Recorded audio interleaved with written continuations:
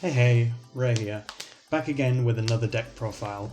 This time we're going to be going over a deck that isn't exactly competitive, nor even that viable, but looking back at the history, it saw some local success at the very least. It's honestly more of a fun deck than anything else, but I thought I'd just throw this out there for anyone that wanted to maybe try building this list and refining it, because, you know, decks can always be improved. This is Destiny End Dragoon Turbo. Now, we should probably start with the namesake of the deck, Destiny End Dragoon. It's a fusion monster that requires specifically Destiny Hero Plasma and Destiny Hero Dogma. It should be noted that this is a strict fusion summon. It specifies that a fusion summon can only be done with the above fusion materials. In terms of what this means for rulings, is you can't actually use King of the Swamp or similar cards like it, like Goddess with the Third Eye or Beast King of the Swamp, as fusion materials. You have to either use something that is exactly the monsters listed for the fusion summon, or something that is being treated as such.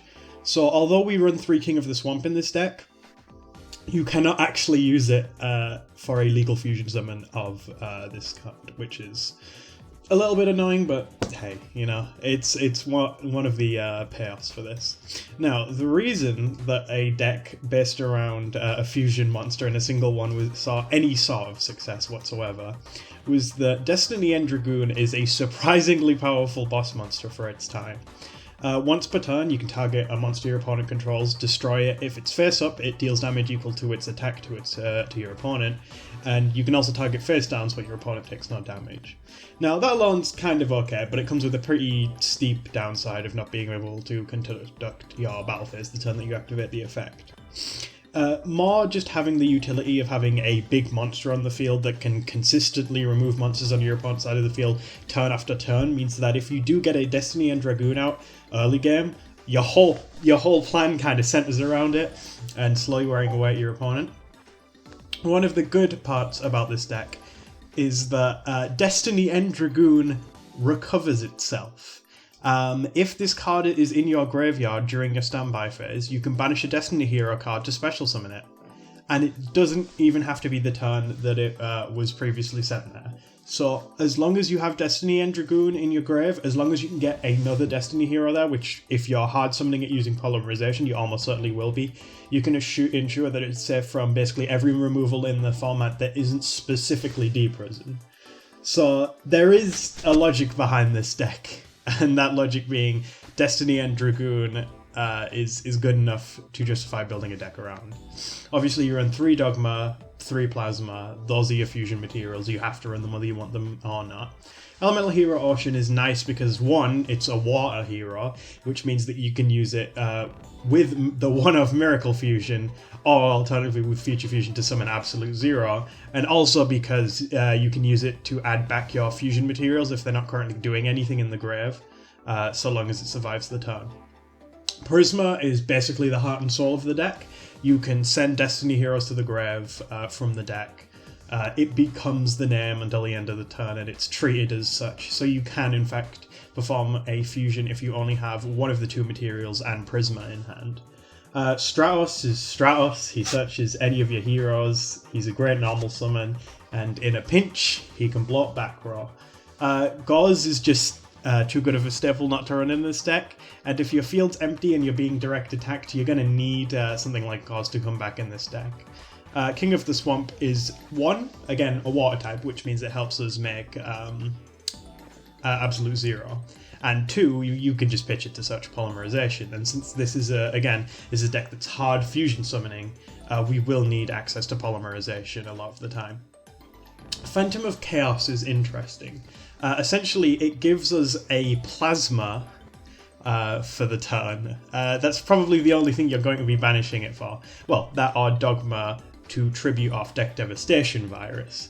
Deck Devastation Virus is a disgustingly powerful card, and the only other reason that why this deck saw any success. Because just resolving a Deck Devastation Virus against some decks will win you the game on the spot. It is a disgusting card, and the only reason this thing was legal was because I guess people didn't find decks that were good enough at exploiting it.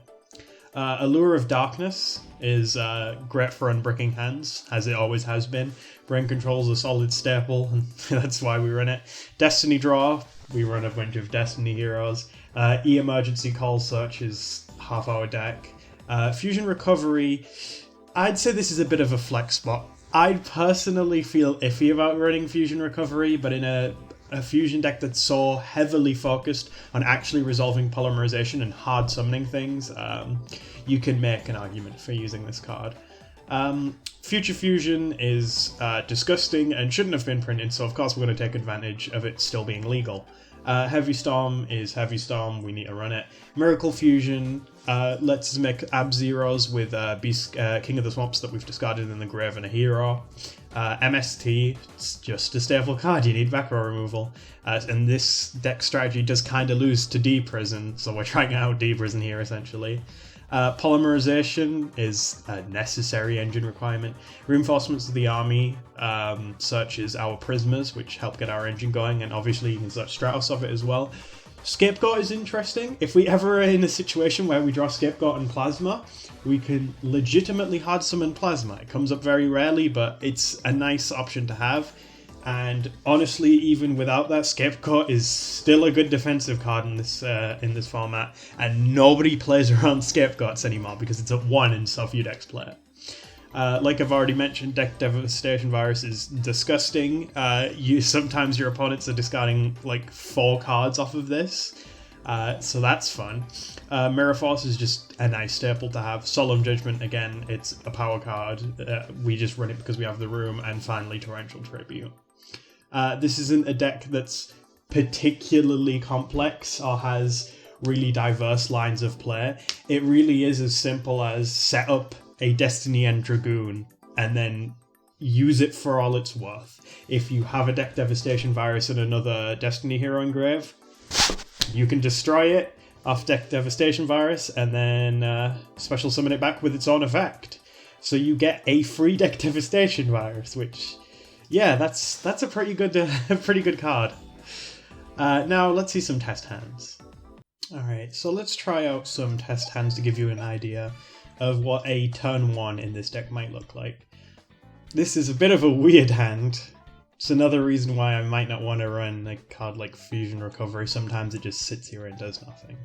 Now we have E-Emergency Call, which almost fixes this hand, because we can go fetch Stratos here. I don't think there is anything else we really want to fetch here, because we have no way to access polymerization right now. Now, we could go get Stratos, use Stratos to get Plasma, and then Destiny Draw trying to set up for a fusion play, but that is a bit of a gamble. Yeah, I suppose that would be our only play here. See, there is a reason that fusions do not see a massive amount of play in this format. And this is why, especially ones with such strict requirements. They're just a bit bricky.